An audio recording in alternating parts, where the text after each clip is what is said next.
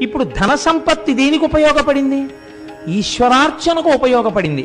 కాబట్టి మీకు ఏది ఉందో దాన్ని ఈశ్వరార్చన యందు వినియోగిస్తారు. ఇప్పుడు రామచంద్రమూర్తికి అనేక కళలు వచ్చు, ఆయనకి నాట్యం వచ్చు. ఆయన ఏం చేశారు? నృత్యం దర్శయామి అని పరమశివుడి ముందు నాట్యం చేశారు. గీతం శ్రావయామి, శంకరుడు ముందు ఒక పాట పాడారు. ఒక్కసారి శంఖాన్ని పట్టుకుని ఊదారు. రావణాసురుడి భక్తికి రామచంద్రమూర్తి భక్తికి ఎంత తేడాయో చూడండి. ఆయన అన్నారు, స్వామిన్ శంభో మహాదేవ సర్వదా భక్తవత్సల పాహిమాం శరణాపన్నం తద్భక్తం దీనమానసం. ఈశ్వర, నేను నీ భక్తుణ్ణి, దీనుణ్ణి. ఎందుచేత? ఎప్పుడైనా లోపల నుంచి కోపం బయటికి రావచ్చు.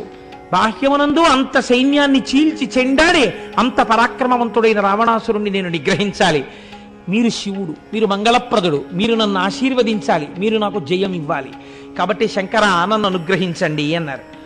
అనేసరికి శంకరుడు ప్రత్యక్షమయ్యాడు. ఆయనకి ప్రత్యక్షమై ఆయన చేత పూజలు అందుకుని, ఎరిమీరగ నీవు సతతము నిలువు మహేష రామనాథలింగం, నీవు ఇక్కడనే వసించు.